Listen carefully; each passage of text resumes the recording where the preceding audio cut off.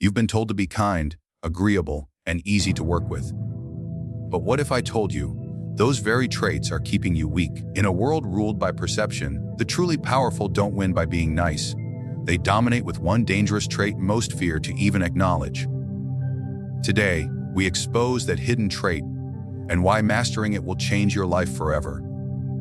From the moment we enter the world, society conditions us to believe that kindness is the ultimate virtue. We're told that goodness will protect us, that compassion will elevate us, and that being morally pure is the highest form of strength. But history and reality whisper a very different truth. In the corridors of real power, it is not the soft-hearted who rise. It is those who understand when to suppress mercy in favor of decisive force. Controlled ruthlessness is not just a tool of survival, it is the very engine of enduring dominance. To be ruthless does not mean to be cruel. Cruelty is emotional, chaotic, and uncontrolled, traits that make a man a tyrant and lead to his inevitable downfall. Controlled ruthlessness, on the other hand, is deliberate. It is calculated, measured, and exercised with discipline. It does not seek unnecessary harm, but it does not flinch when harm becomes necessary. The man who possesses this quality does not go looking for blood, but when his authority, security, or mission is threatened, he does not hesitate. This kind of strength is uncomfortable to most because it challenges the soft ideologies we've been force-fed. We are taught to admire the forgiving leader, the endlessly compassionate friend, the self-sacrificing servant. But these figures are often destroyed by those they trusted the most. The world is not moved by kindness alone. It is moved by strength cloaked in the illusion of kindness. The ability to strike with precision while appearing moral is a higher form of virtue, a virtue that brings order, discipline, and longevity. Power always tests the limits of men. When faced with betrayal, chaos, or competition, the passive man hopes for peace. He negotiates, he forgives, he waits. And while he waits, he is removed. The man of controlled ruthlessness, however, does not allow emotions to blur his clarity. He sees betrayal for what it is, not through the lens of hurt, but through the lens of strategy. He responds not to feelings, but to outcomes. He cuts where he must, eliminates weakness when it threatens the whole, and preserves the system by removing what poisons it. In positions of authority, whether over a kingdom, a business, or even a family, mercy without strength leads to destruction. Imagine a general who cannot order a retreat, a father who cannot discipline, a leader who cannot dismiss the disloyal. These are not virtuous men, they are weak ones. Their inaction, cloaked as goodness, leads to far more suffering than one act of necessary force. In contrast, the man of dangerous discipline, the one who can be ruthless when required, prevents greater harm by committing smaller, strategic acts of dominance. Controlled ruthlessness is not for the immature. It requires a deep understanding of timing, balance, and restraint. It demands that a man know the weight of his decisions and still proceed without flinching. The immature seek to dominate out of pride. The dangerous man strikes only when the logic demands it. He is feared not because he is violent, but because everyone around him knows he is capable of violence, yet chooses when and how to use it. This quality separates real leaders from pretenders. The world is full of agreeable men who want to be liked, who want to be admired for their goodness. But the respect of others is not built on virtue alone. It is built on the threat of consequences. A man who is only good will be tested again and again by those who sense his unwillingness to bite. But a man who is feared in silence, whose mercy is a choice and not a weakness, commands order without raising his voice. His reputation becomes his sword. And this is the secret: those beneath power will never understand true power is not loud, nor does it seek approval. It is silent, intentional, and always prepared to be brutal when justice, order, or necessity calls for it. Controlled ruthlessness is the ability to protect, not just to punish. It creates structure out of chaos and draws a line in blood when words no longer work. In the ancient courts and modern boardrooms alike, men who rose to the top did not get there by being loved. They got there by being obeyed, respected, and sometimes feared. They understood that to lead means to bear the burden of judgment and to sometimes choose the hardest, coldest path. It is not weakness that makes a man pause before acting ruthlessly. It is cowardice when he never acts at all Those who wait for approval or public morality to validate their actions are not leaders. They are prisoners of public opinion. Controlled ruthlessness is also a defense against manipulation. In a world full of masks, where people smile while planning your downfall, the one who can act decisively, even ruthlessly, cuts through the illusion. He cannot be controlled by guilt nor bent by sob stories. He listens, calculates, and acts, even if his actions make others uncomfortable. Comfort has no place where order must be maintained. Power does not reside in shouting commands or waving banners. It lives in silence, in shadows, in the slow manipulation of perception. The most dangerous trait among the truly powerful is the ability to mask their true intentions while guiding the thoughts and actions of others. This trait is not born from charm or charisma alone, but from an understanding of human psychology, so refined that the puppet master need not show his strings. To influence outcomes without revealing desire is the highest level of strategic thinking, and it is a battlefield few even realize they're standing on. The man who openly declares his aims exposes himself to resistance. He invites enemies, challenges, and counterattacks. In contrast, the man who hides his true goal, who disguises it beneath layers of politeness, humility, or even incompetence, remains underestimated. And to be underestimated is the most useful position in the game of power. When your rivals believe you are harmless, you are free to move without their defenses raised. You are free to manipulate situations, to redirect choices, to place pressure in silence while smiling in their presence. This kind of manipulation is not the work of con men. It is the craft of rulers, advisors, war strategists, and kings who ruled not through brute strength, but through invisible influence. It begins with the art of speaking without saying anything of substance. The powerful man knows how to cloak his words in ambiguity, to give just enough to appear transparent while keeping the core of his plan locked away. He allows others to feel included, even dominant, while slowly steering them toward his desired conclusion. Masking intention is also about controlling appearances. The dangerous man never reveals his full capacity. He is not boastful of his talents. He lets others think they are superior. He feeds their pride while quietly observing their blind spots. He does not interrupt when a fool speaks. He listens, learns, and waits. While others reveal themselves in an attempt to be understood or admired, he remains an enigma, impossible to predict, difficult to oppose, and even harder to read. The less you show, the more power you gain. The less people know about your desires, the less they can use them against you. Every relationship becomes a chessboard when intention is masked. The man of power does not speak directly when an indirect whisper will do. He does not confront when suggestion can manipulate. He does not argue when silence can provoke more effectively. Each move is made with purpose, but without announcement. The powerful do not demand. They influence the environment so others feel the decision was their own. They plant ideas subtly, then allow others to water them until belief is born. In this way, the truly dangerous create followers without ever positioning themselves as leaders. This technique extends beyond words. Body language, timing, silence, all become weapons in the hands of someone who understands how perception guides human behavior.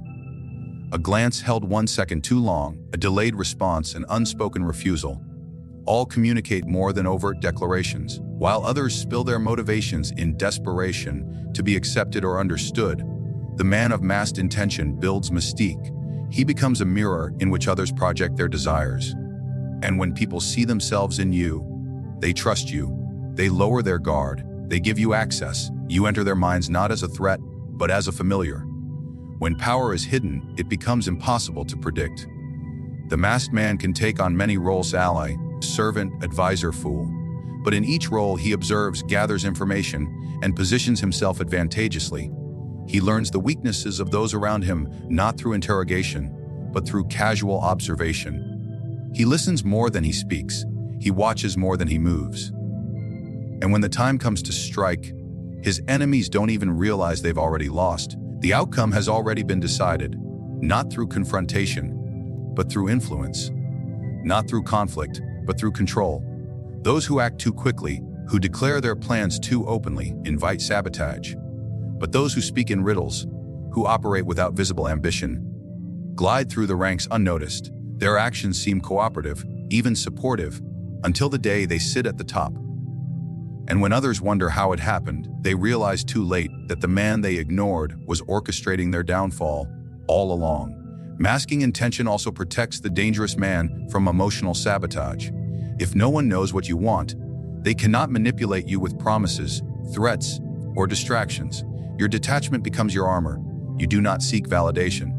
You do not explain yourself. You let your results speak, and until then, you let the world believe what it wants. By the time they understand your true purpose, it is already complete. To influence outcomes without appearing to do so is a level of power that transcends brute strength. It is not loud. It is not obvious. It is built over time with patience, observation, and psychological precision.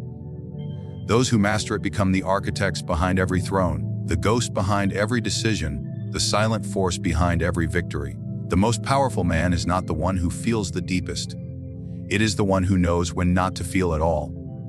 In a world driven by emotion, chaos, manipulation, emotional detachment is not a weakness. It is a weapon. It allows a man to make decisions not clouded by fear, love, guilt, or rage.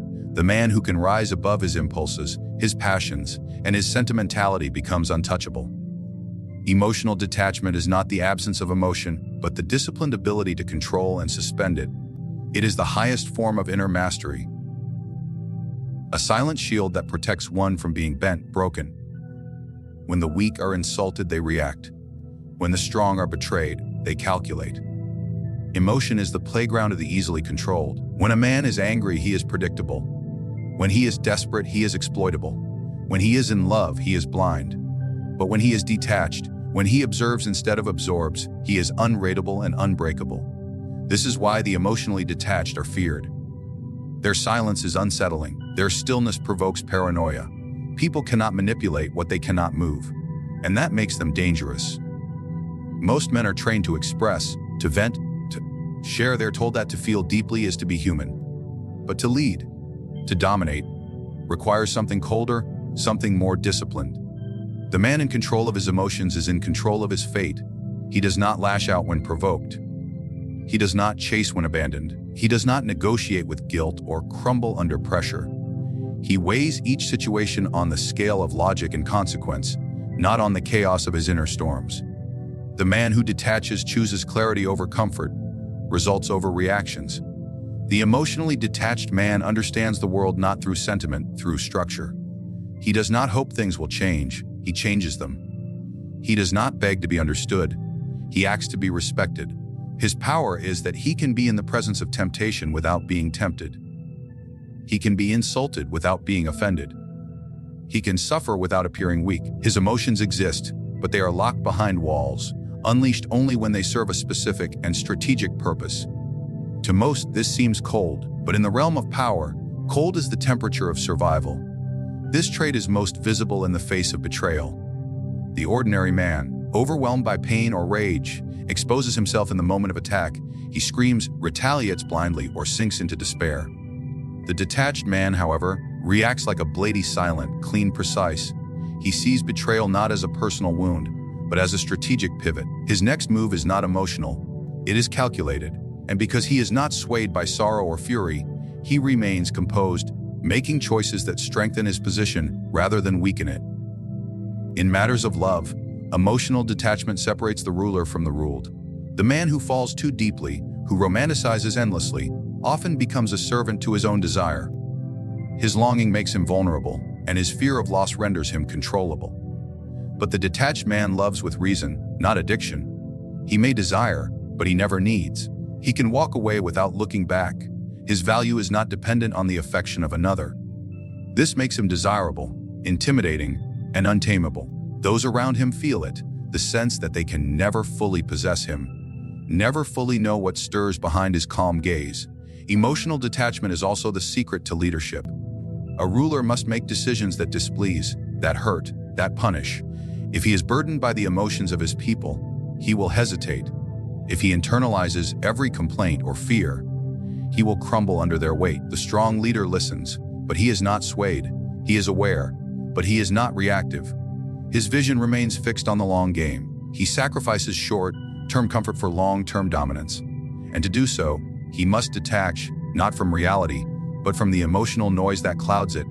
In battle, literal or metaphorical, it is the man who can remain emotionally composed that wins. Not because he is smarter, not because he is stronger, because he is harder to read, harder to rattle, harder to control. Emotions reveal your weaknesses. They broadcast your fears. When you show them too freely, you become transparent, and transparency is death in the realm of power. The emotionally detached man is a mirror.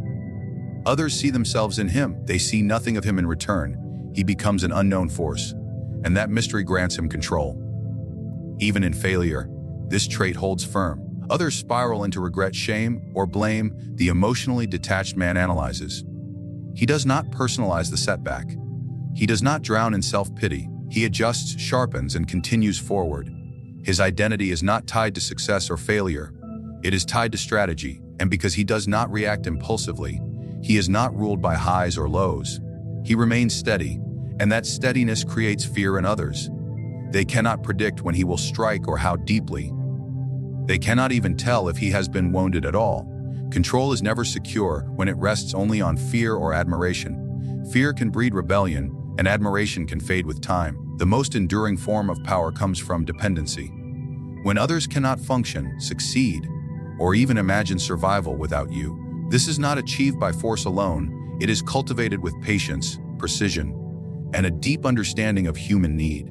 The man who masters the art of making others dependent does not shout his authority.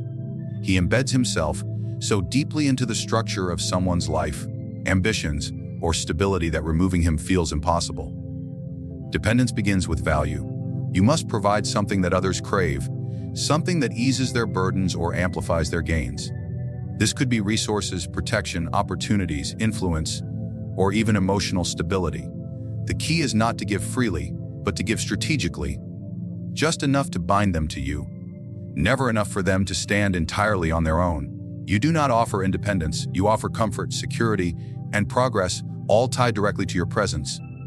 In doing so, you become not just important, but essential. The dangerous man understands that dependency is a slow poison disguised as nourishment. At first, the one who benefits believes they are simply receiving help. Gratitude keeps their guard down. Over time, the assistance becomes a habit, and habits become chains. The powerful man ensures that these chains are invisible, made not of iron, but of necessity. The dependent party stops asking whether they need him. They assume they do. And in that assumption, they surrender autonomy without resistance. This tactic thrives in relationships of all kinds: political, professional, personal. A ruler who protects his people from chaos becomes the only shield they trust. A leader who promotes his followers' careers ensures their success is tied directly to his favor. A partner who provides emotional stability makes the other believe that life without them would collapse into disorder. The beauty of this control is that it does not need to be enforced. It is maintained by the fear of losing what you provide. But true mastery lies in balance. Dependency must be cultivated without creating resentment. If you smother someone's freedom too openly, they will fight to break away. The art is in making them believe they are still in control, even as they operate entirely within your framework. You give them choices. All choices lead back to you. You let them feel free, yet every path they take is one you have paved. In this way, they cling to their illusion of autonomy while reinforcing your authority at every step. Dependence is strengthened by unpredictability. If people know they can always count on you in the same way, they begin to take it for granted. But if you give strategically, in doses that they cannot predict, you keep them attentive. They learn that to maintain your favor, they must stay aligned with your will. You create an atmosphere where your presence feels like a privilege, not a guarantee. And when people believe they are privileged to have you, they will work harder to keep you. It is also a weapon against betrayal. A man who depends on you will hesitate to oppose you, not out of loyalty, but out of fear of losing access to what you provide. Even if resentment builds, it is trapped beneath the weight of necessity. The risk of cutting ties feels too great, the cost of rebellion too high, and if they do turn against you, their dependence ensures they weaken themselves in the process. This form of control is far more enduring than force because it binds the mind before it binds the body. A prisoner in chains can dream of freedom. A man dependent on you can't imagine it. He does not just submit to your authority, he begins to align his desires with it. Over time, he loses the will to think outside of the structure you have built. His victories become your victories, his survival your gift. You stop being an option and become a necessity. The subtlety of this power is its greatest strength. It does not announce itself. The dependent often believes the relationship is mutual, that you need them as much as they need you. You let them believe it. But deep down, you know that you can walk away and thrive, while they would collapse without your presence. The asymmetry is your weapon. You have built a dynamic where they must protect you, support you, and serve you. Not because you demanded it, but because their own survival demands it. The path to true power is not paved with blind aggression or desperate attempts to please. It is carved through silence, calculation, and the willingness to embrace what others fear. The most dangerous men do not scream for control. They build it in the minds of others, layer by layer, until their presence becomes untouchable. Their ruthlessness is not wild. It is disciplined. Their influence is not obvious. It is hidden behind soft words and hard truths. Their emotions do not rule them. They rule their emotions. And their power does not come from domination alone, but from the artful creation of dependence. To rise above the average man, one must unlearn the myths of safety taught by society. Goodness without strength is a weakness. Transparency without strategy is a vulnerability. Emotion without discipline is a leash.